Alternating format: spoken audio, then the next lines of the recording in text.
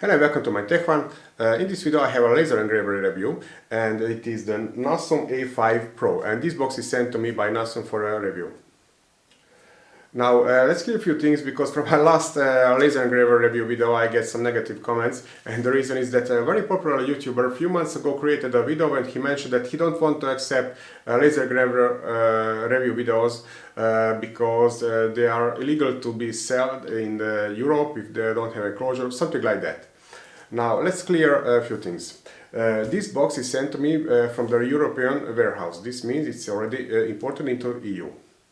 The second, this is DIY engraver. This means there are parts and you have to put it together yourself, and if you need an enclosure then you can create an enclosure too.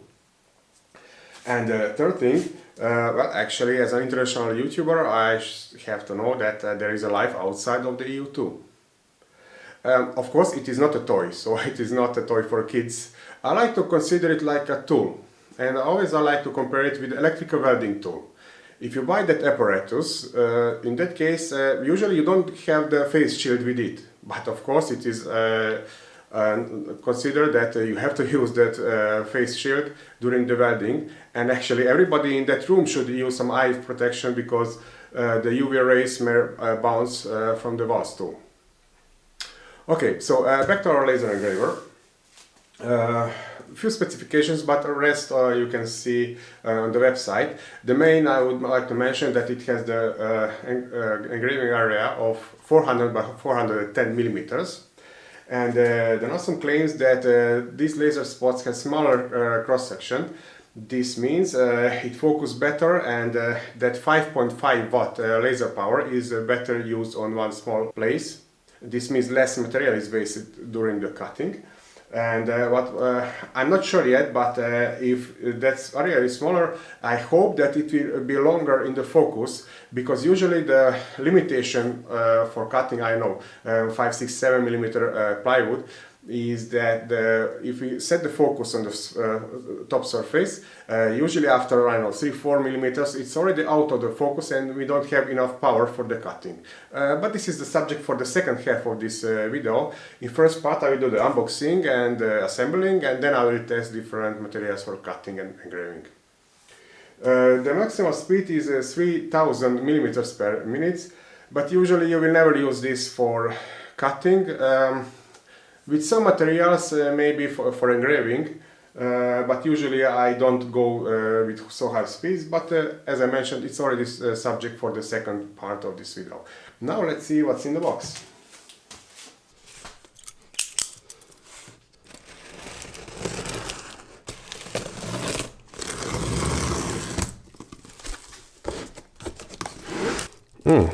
Cutting mat. When cutting, please put this mat under the object to prevent damage on the tabletop. Great, because I always have a problem what to place below the object which I'm cutting or engraving. Installation manual. Okay, I will put it together according to this manual. We will see how good is it.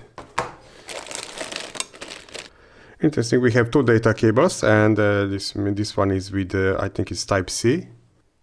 And this is with a regular USB. Protection goggles, so always wear this when it's powered on, to protect your eyes even from the bouncing laser rays. Power adapter. Output 12 volts, 5 amperes. And the power cable. Let's correct one. And this is some cleaning brush. I believe that this is unit with the main board and some wires. Yes, I can see a stepper motor drivers below these openings. Here goes the power cable, and this is the data cable. Well, here we have some materials for testing, I believe, some plywood. This is some kind of black acrylic. Tools and a marker, USB drive. It's the SD card on inside this. This is the USB adapter, and there is a SD card inside. Zip ties, another material for testing. This is some kind of plywood. bolts. They are marked step 1, step 2, step 3.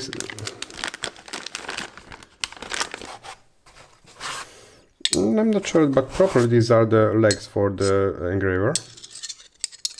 And this is hollow extrusion, and it says there is another below this. And there is it. We have a roller on it, but it's in millimeters. And another hollow extrusion with mounted some stepper motor here and here. And there are those V-slot wheels for linear motion. And on the bottom there are some other hollow extrusions. 20 by 40. And this is the laser module. There is a fan, this is the module. And there is some electronics on the top. Fixed focus. So this means that we don't have to focus it by rotating some nut or something like that, but probably with adjusting the height of the module. And now let's double check, and looks like the box is empty. The installation manual is in 5 languages, and immediately at the beginning we have some security statements. I will read this, but off camera, of course, and they are important. You can see here, scan the page. They mention here the class of the laser, the housing, and similar. There are some user security statements. And for me, what is important at this moment is the installation steps, and I will start with the step 1, where I have to prepare this hollow extrusion and screw them together. I prepared the extrusion for the step 1. This logo goes up, and these two side extrusion, it is easier to remember that there are holes, but on this side you can see a place for the head of the bolt, and that goes outside. On this one too. And on this hollow extrusion, on one side we don't have holes, and on this side we have these two holes. They also goes outside, like this. And I will use these bolts from this bag. It's marked step 1.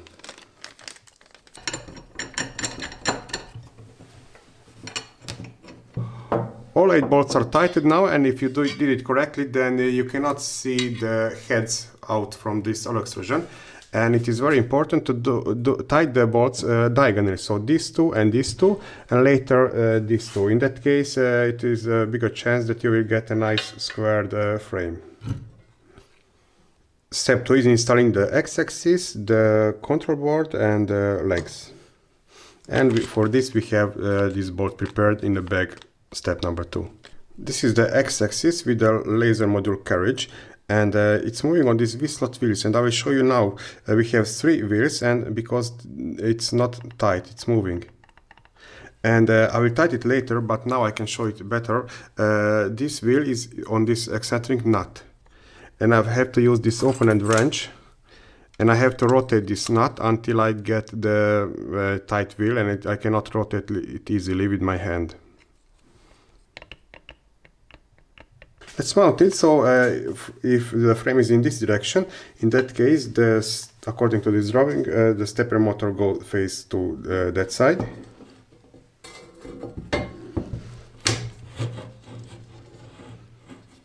Well, actually, according to the manual, I should tie the eccentric wheels now, and I have 3 of them. 2 are here from the bottom, and I already showed one, which is on this X carriage. It doesn't move anymore, and I cannot rotate easily with my hand these wheels, so this wheel is tight now, and same with the other 2.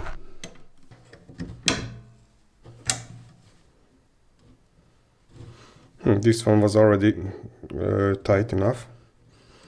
This was the important part, so take your time, do this correctly, because you will get more precise engraving. And now let's mount the control box. I can see some rubber here, so probably it goes down.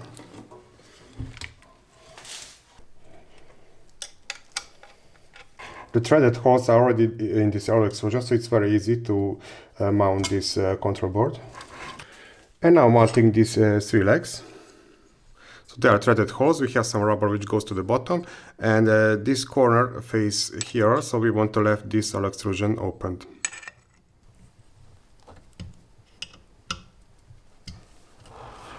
Step 3, installing the timing belts and these caps for the alloy extrusion.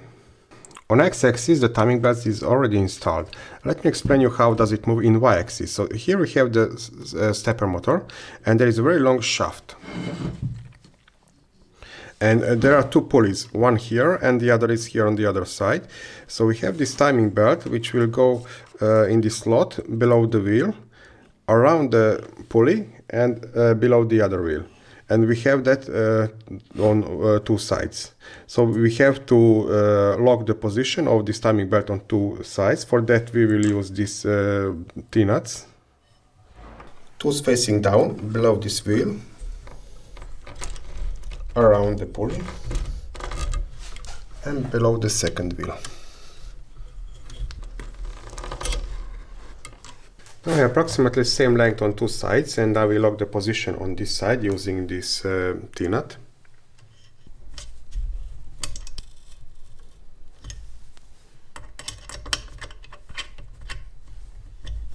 I can place this cover.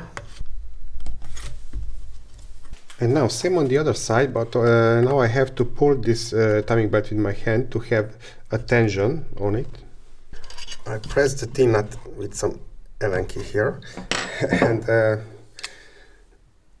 will pull the belt only, because it's important to have the tension on this belt. Theoretically I should cut this, but I will leave it so far. And now same on the other side. I have the same length approximately on two sides, and now I lock the position.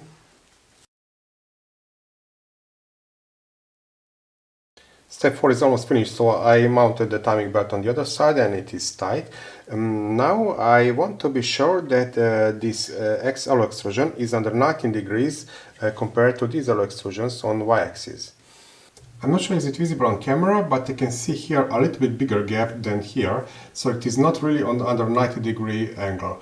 This means if I print some engraved square, those lines will not be exactly under 90-degree angle. And since it is really hard to move these timing belts, I think the easiest solution I found so far is to lose this one bolt on this coupling, and I will rotate then independently the other side until it will be perfectly squared, and then I will tie back this bolt here. Now I can independently rotate the other side and tie this coupling back. And now it is perfectly squared. Step 4 is installing the laser module and the protection covers. I will move the slider down, and then I can access to these holes from the back side, because I have to mount using these countersunk bolts.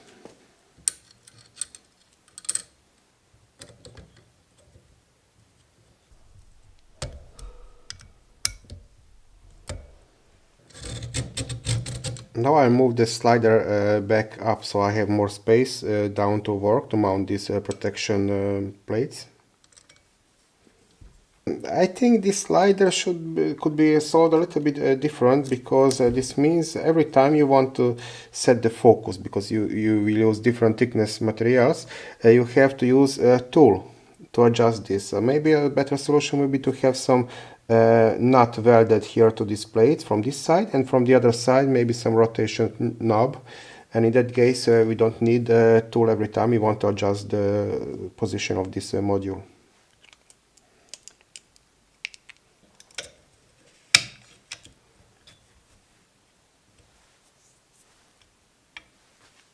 Step 5 is installing the y-axis limit columns and to adjust the eccentric screws, which I already did. The eccentric nuts are already adjusted, so I have to insert these limit columns. There is a hole on each side, so I will insert a bolt into this limiter and screw it into this threaded hole.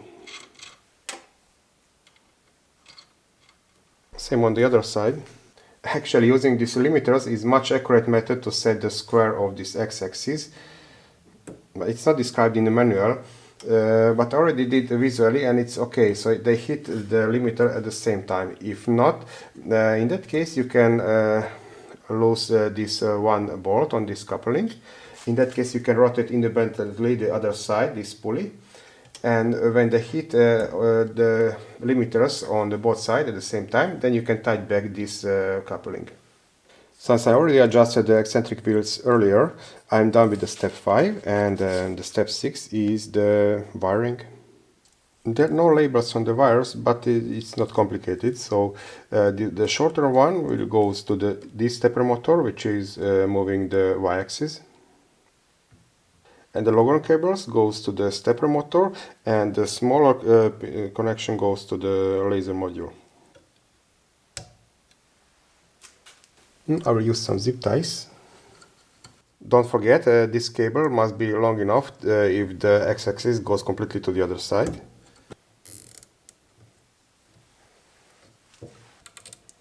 And the third one goes here. And be sure that the wires are long enough because this module has to reach any point inside the square. Well, actually this is the most critical one. And it's okay. Just in case I want to mention, never move the module with your hand too fast because the stepper motors may produce some current. I'm not sure, maybe sometimes they may be too big and to avoid damaging the main board or something like that. And the hardware installation is finished. Now it's time to connect with the laptop and to install the software. I will use the Laser GRBL software because I'm using Windows. If you're a Macintosh users, in that case you can use the Lightburn. I think it's not completely free, but you can download the trial version, test it, and then buy it if it's okay for you. Now let's see what's on SD card. This is content of the SD card, not really much. We have some PDF and PowerPoint instructions for the installation, after sales card service, and then we have the Lightburn and Laser GRBL installation files, but I rather go to the website and download the latest version. So it's time to connect the power cable and the USB cable. An interesting solution they choose. There is no switch on the engraver itself. Only in this there is a cable extender with a switch and a data cable. So I already installed the Laser GRBL software earlier, and I will see if it will recognize the engraver. And if not, in that case I have to install the CH340 driver.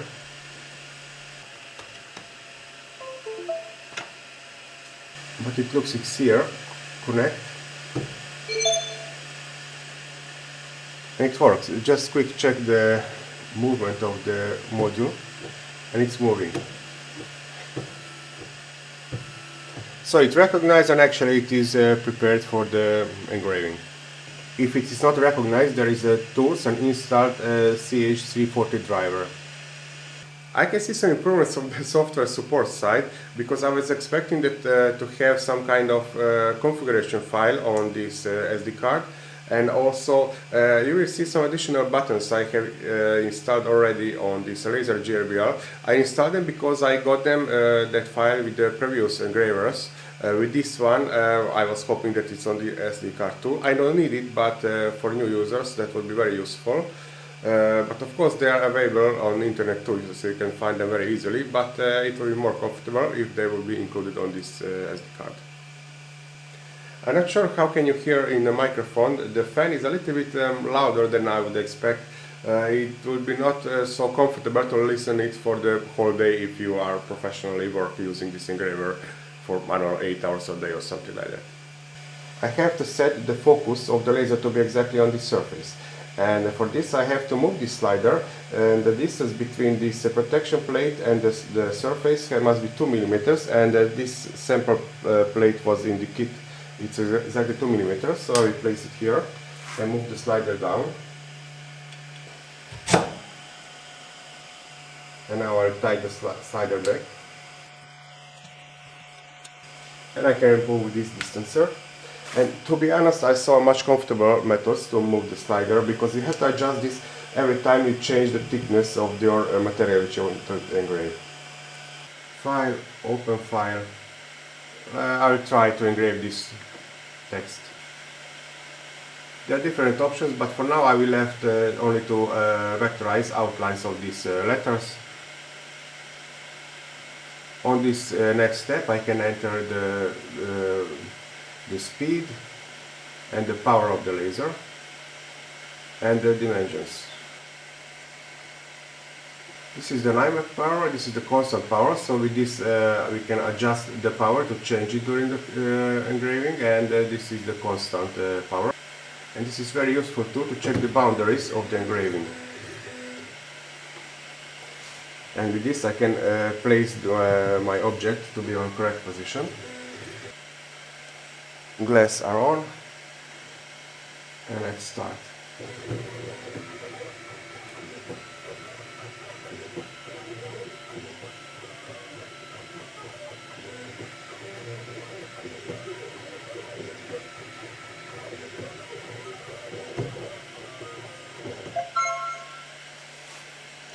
This was the real-time speed. First attempt, and it's successful. Next testing will be cutting the plywood, and this sample plywood is 1.74 mm thickness. Again, I have to adjust the slider. I will take out the spacer, check the boundaries, and I can start cutting with 100 mm per minute, full power.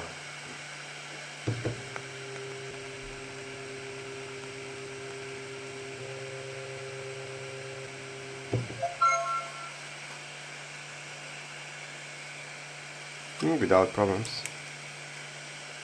And now let's check that material loss. Theoretically this is 10 by 10 mm square. Approximately 10.2 mm in X direction and 10.1 mm in Y direction, 9.6 and 9.7. Now let's try to cut 3 pieces at a time. The thickness is 5.3 mm.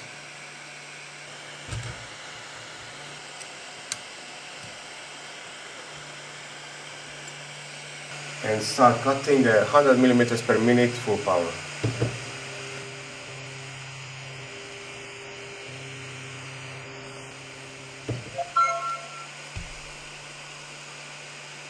First one, second one, and the third one was not cut completely.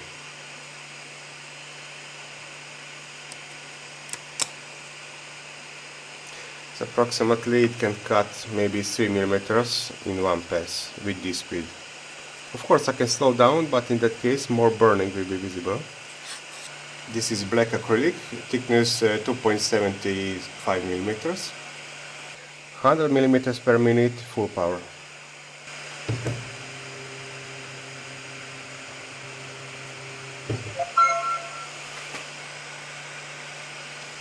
It is interesting to see that it is almost cutting completely. Only here on the, I think it was the x-axis, there are some remelted spots, so that's why it doesn't fall out. This time I will try with 200 mm per minute, but 2 passes. And same problem I have, it's cutting without any problems, except there are some spots which are melted together, and that's why it doesn't fall out by itself. I tried to break it out, but I broke the piece itself, but here it is.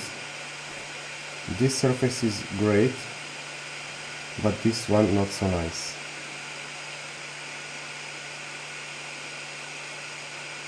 Next experiment I have this 2.1 mm acrylic, which is transparent and probably it cannot cut, but I will try it. And then I will try to use this marker on the surface and to see if we can cut it then. cutting 200 millimeters per minute, one pass.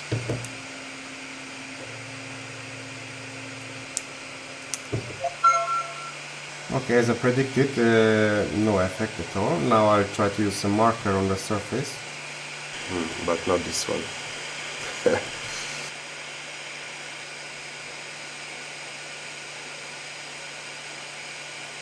150 millimeters per minute, one pass.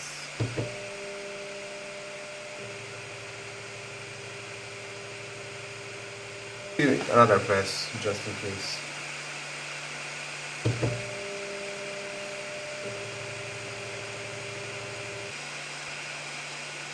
Where the marker is engraved, great, but it's not really cutting.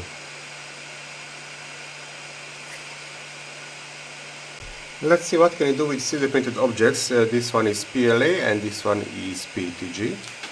And cutting 150 millimeters per minute full power.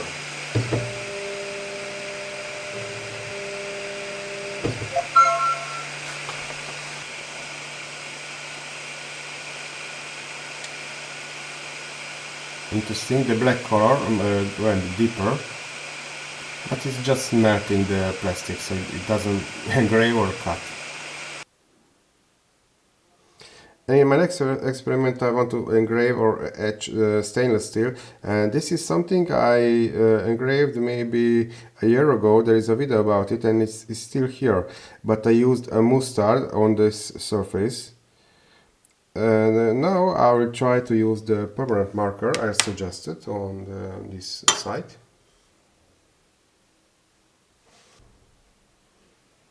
And starting with 100 millimeters per minute, full power.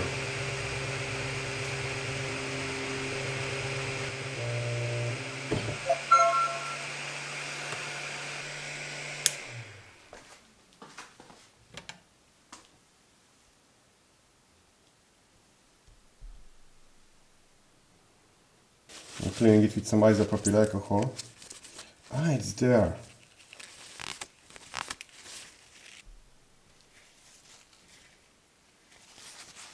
At this moment I'm not sure how permanent is this etching or engraving, but I will try to clean it now hard and let's see if it will stay.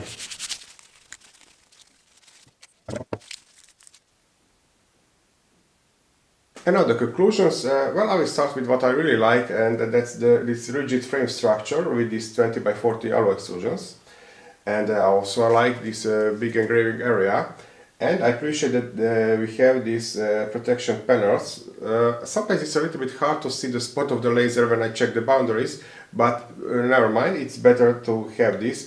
Anyway, beside that, always you have to wear the safety goggles when you are working with a laser, because bouncing rays are also dangerous. About the module, well, it can engrave or cut what other 5.5 watt models can do, so nothing special about this one. This is just an average laser module. Space for improvements. Well, for example, this switch. It is part as extension on this cable, and it would be much elegant solution if we would have that switch on the laser engraver itself, or maybe some emergency stop button if there are some problems with the fire or something like that during the engraving. Also, I didn't like how is this hard to place the tension on these belts, because it's too tight. The solution will be very simple. Just mill maybe 0.1 millimeter from the T-nut, and it will be easier to slide it in, because the screw is the one anyway which holds the timing belt into position. But it's only assembly, you have to do it only once correctly and you are done with that. But what will you meet every time when you turn on the engraver is the noise from the fans. 48 decibels, it's a little bit noisy for those who wants to use this professionally, at least 5 or 6 hours per day, and if they are sitting next to it, it's a little bit noisy, annoying. And last thing which I'm not really fan of is the positioning the slider. Every time you want to change different material thickness, you have to move the slider to set the focus of the laser. And for this you have to use the tool, this Allen key, to unloose two screws, move it up and down to correct position and tighten it back. Not a big deal if you do it very rarely, but who is doing this on regular base, he will find it a little bit annoying, because I saw much elegant solutions for this, and they wouldn't be much more expensive. Anyway, it can do what it is advertised for, so definitely I can recommend this engraver. I hope you can find this information useful. Thank you for watching and happy engraving. Oh yes, and by the way, I think this is some kind of protection foil which has to be removed because it is damaged here, so probably only the steel plate is actually that cutting mate which you should place below the cutting object.